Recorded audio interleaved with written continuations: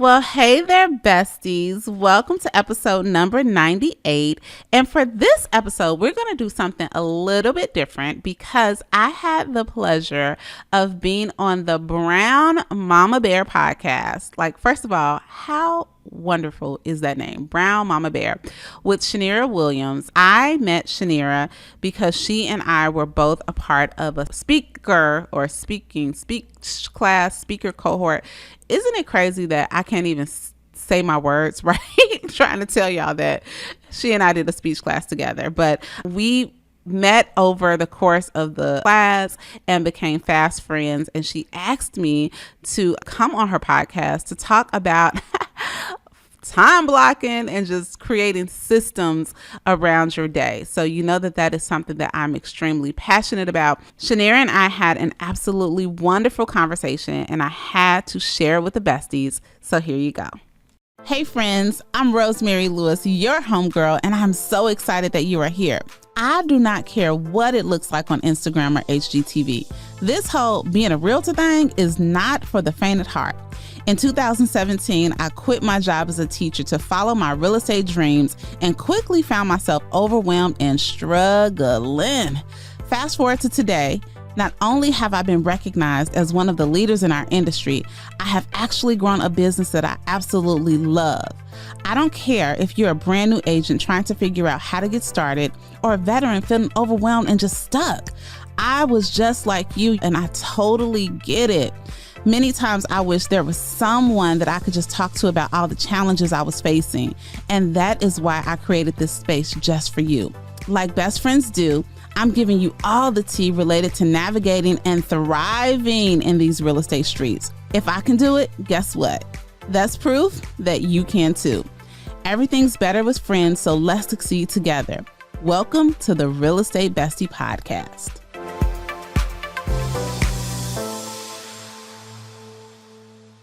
Rosemary Lewis, thank you so much for joining me today. I've been looking forward to this conversation.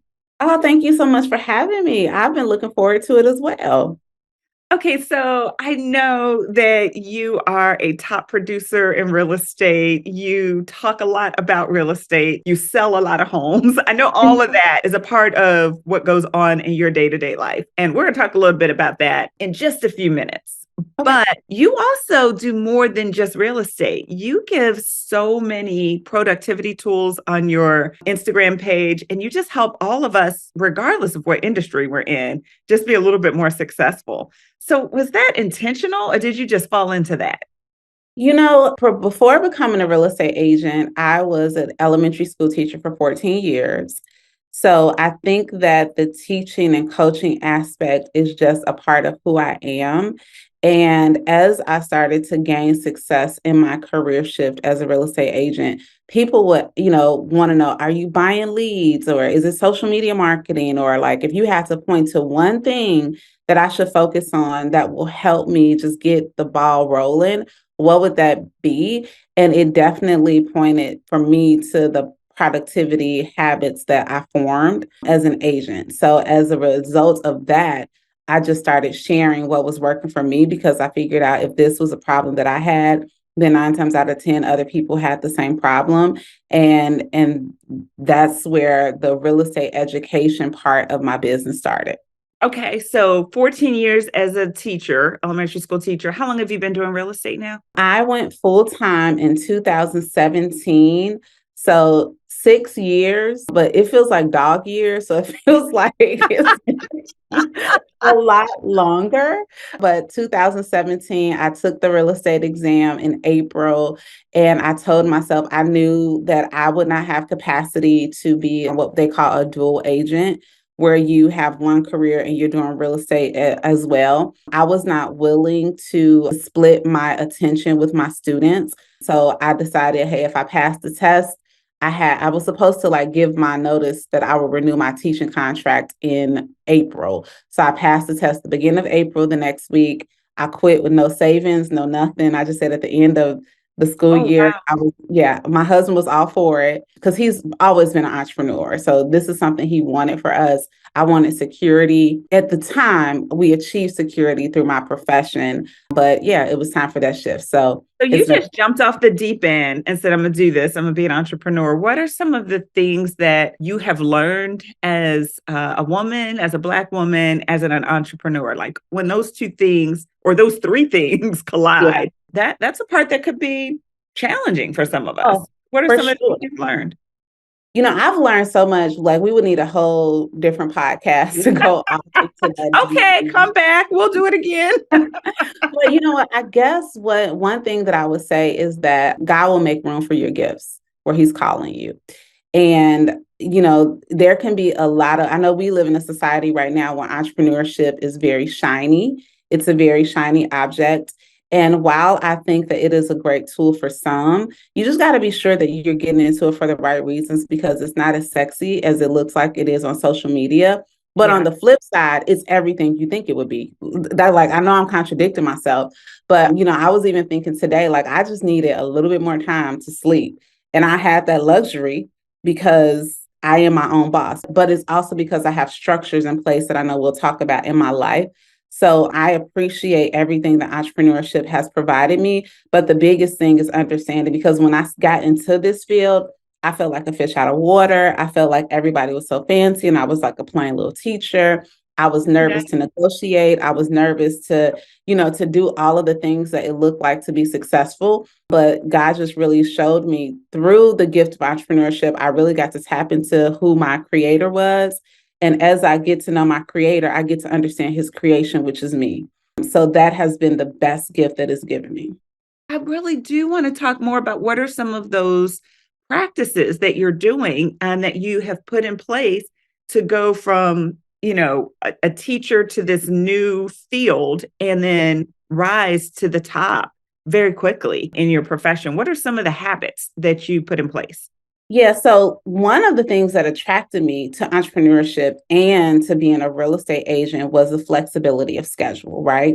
So, like, I remember being a teacher and looking out the window at all the people bringing their kids lunch, like fantasizing, what would that be like to be able to, get fresh air at noon, right? Yeah. So Yeah. that While you was, locked up in in baby, those four walls. look, that teacher schedule is different. But what I quickly realized is that lack of schedule, that flexibility that drew me to the profession would also be what would take me out if I did not implement some structures around it because I had zero structure, right? I thought like, oh, I could go to the workout class at 8:30, right? And then I go to the workout class at 8:30, get home, slow roll my morning. Now it's 11:15 and I Oh, didn't know oh. what to do for work, and then before I knew it, it was time to pick up my kid from school at 3. And I'm like, oh, I'm gonna go broke real soon. As a matter of fact, I was so I wasn't gonna go broke. I was gonna stay broke. Yeah. So I quickly realized that I did need to put some structures in place. And I read a book called The One Thing by Gary Keller. It is a book that I definitely recommend. I listened to it on Audible because at that time I was not a huge reader. Well, I was, I had gotten away from reading. I loved reading, gotten away from it in my adult years. But long story short, Gary said that in that book that a lot of people, we fail at our goals because we're trying to do 11 things at once Right. when we need to focus on one thing. And he introduced the concept of time blocking in that book. And it didn't really tell you how to do it, but it introduced the concept of it. And that was kind of a buzzword that I was hearing often. So then I started to really dive into, okay, what would it look like if I started to tell my time where to go? That's the whole idea of time blocking is that you Okay. tell your time where to go. And then once I tell my time where to go, I'm blocking specific blocks of time for sustained activity. But my take on it is a lot of things that I read and saw, it really talked about time blocking only for business, right? I'm time Mhm. blocking my money making activities. I'm time blocking, the things that are going to produce income. And then everything else just kind of happens Yeah. still. Where I take an approach where I time block all areas of my life because while I love being a real estate broker, while I love my clients, that's only a part of who I am. So Mm. I time block faith, family, fitness, finances, and fun. Oh, wait a Um, minute. Go back. Go back. I love all of those things. Okay. Okay. Wait a minute. Wait a minute. You time block. So you're blocking time in your schedule to make sure these things get done. That they're represented. Yes. Family, Faith, faith. Okay, go ahead. faith, family, fitness, finances, and fun. Girl, can I block out some fun? Yes, Yes, yes, you can. Yes, you yes, can, because I'm not yes. working all this hard. I'm not working this hard, not to enjoy the life that I'm living right now. Like I'm not gonna plan to enjoy. I could listen. I'm not gonna plan to enjoy life when I'm 60. I'm enjoying it today. Today, Today. today. Yes, let's Today. do So that. yeah. Yes. So, okay, give me an idea of what it looks like. Do you sit down in the beginning of the week and budget your time in those different areas for the whole week, or do you do it I for the do. whole month? Like, what does that look like? I have tried all the things, right? And I will say in different seasons, different strategies work for me. And I actually have a course where I teach this, and I teach it two ways. Right now, what works for me is time blocking weekly. So on Sundays, I sit down and I block for the whole week. There was a point last year, I lost my mom in 2021. Mm. And all of 2022, I was literally in a fog. And for me, because I was in a different season, like I didn't know emotionally how stable I was going to be from one day to the next. So time blocking for the full week when I was in that season was too overwhelming for me. So then I time blocked by the day, right? I at least I ended the night having a plan for what I needed to accomplish the next day. And then what happens is, I know a lot of us live off of people like, oh, I have a Google Calendar, or I have this. No, I don't. I do keep a Google Calendar, but my time block is pretty much like it's my lifeline, because Google Calendar, anybody can throw something on your Google Calendar, right? Yes, It's and they back to do. they do, right? It's back to school time. So I looked up and I had like a reminder for a thing at my kid's school, right? And not to say that I won't go or whatever, but anybody can just put something on your calendar. I block my time, and then what that does for me is it starts to create rhythms, you know. Mhm, So it's no mhm. coincidence that you and I are doing this interview on the date and time that we're doing it, because that is a rhythm in my life. If I'm going to do media, I do it on certain days. And it just so happened, but I didn't have to have a whole conversation with you about that. I just Right. looked on your calendar to Yeah. see what fits the rhythm that I've already established in my life. And now, there's some fluidity to it. And I love that too, because when I created my calendar for podcast interviews, like I didn't realize that it was time blocking, but when I was telling my time where to go, as you say, Yeah. I didn't. I didn't do it with that in mind of like everything. I just knew for these podcast interviews, like these are the times when I'm at my best, and these are the times that I know I'm available. At the time, I was working another job, and I'm like, I can't have an interview when I'm supposed to be in a meeting, So I blocked out certain times in my calendar that I knew would be good for interviews. So then I could just say, here's the link to my calendar. Yeah. But I never thought of doing that for more than the podcast. You're Oh, saying doing no. it for fun, do it for I do it family for all the time, things. for I do. everything. I do it for all the things. And I mean, and again, like what I noticed is that, okay, like for instance, in my real estate business, I Mhm. wouldn't say to a client, hey, when are you available to see a home? I would say, okay, perfect. We can schedule a showing Tuesday, anytime between 1 and 5, or Thursday, anytime between 2 and 6, right? So that way I'm still showing flexibility, Yeah. but I'm not, we've all been there, right? Where someone says, oh, I need to do this Wednesday morning at 10 a.m. and you're already committed, and now you're overwhelmed and frustrated trying to figure out how am I going to move this so that I can accommodate this. And what Yes. I find is by me taking ownership of my time, I'm able to give options when I am Yeah. scheduling people into what I need. And I don't give a whole dissertation on, this is the day I'm with my family, right? But They don't need to know all of that. you don't need to know all that, but being forward thinking, it is allowing me some, again, fluidity, because what I found, especially in real estate, it's a very, we're in a service industry. So Yeah. I just found that I just was, so either I was doing something well, I was doing family well, or I wasn't doing business well. I was doing business well and family was a struggle. I felt overwhelmed, like I was disappointing them. So I needed to figure out time. And one thing that I do want to say is everything isn't on my time block every day. Okay. No. Okay. That's helpful. Yeah, So walk everything. me through, what does it look like for typical days and a typical week? Like, walk me through, what does that look like for you to have time blocked on Sunday? What does it look like going forward in the week? Yeah. So Monday through Friday, I really work to be very disciplined about my morning routine. So even though it's the same, I block it every week. So my morning routine is, I have time with the Lord in the morning. I work out in the morning, and I really like to walk my dogs in the morning. I'm a realist though. So if I'm getting up every day at 5 a.m. on Wednesdays, I give myself a little bit more grace and I get to sleep a little later. And that way, like I block it in my schedule. So now I don't feel all like I don't beat myself up if I don't wake up at 5 a.m. on Wednesday. Like, no. Or Tuesday, it's like, girl, just get up because tomorrow you get 45 more minutes to sleep. Every single day I do have some hours blocked for my money making activities. So for me in real estate, that is being on the phone, making time that I am connecting with people, having real estate conversations. I too have a podcast. So I meet with my podcast, anything related to real estate bestie, my podcast that happens on Tuesday. My husband and I have a separate podcast. So any business Wait, related. a separate one. So you do it, Yeah, girl. You podcast. telling your time where to go. Yeah. So our separate podcast, anything related to Eagle Talk, we do that on Wednesdays. Mondays and Thursdays and Fridays are really reserved for my real estate business. Any personal appointments I do on Thursdays for the most part. Monday evenings, I always block off for family night and I started that when I first got into real estate because I don't work weekends quite as much as I used to. But our weekends were really dedicated to clients, right?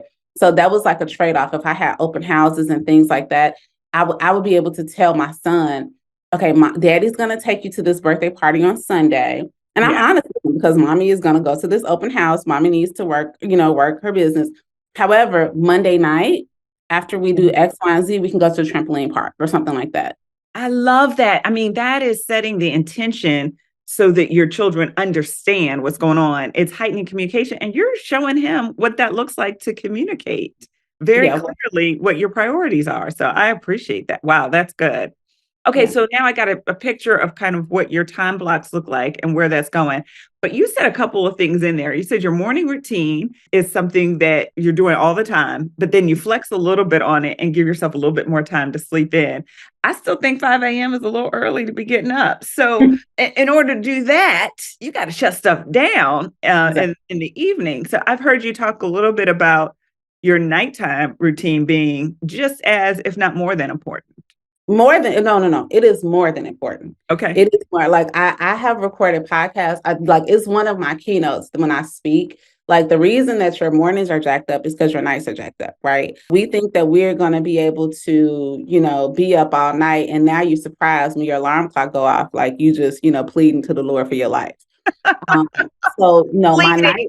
please, Please, no. Lord, please. I know this alarm ain't going on. I know this dog not barking, right? But it's your fault because you knew that you was watching those reels or reading that book or whatever. Yes. Or sometimes it just doing like things that you're thinking are good. Like I could be in a conversation with my husband, just having a good time.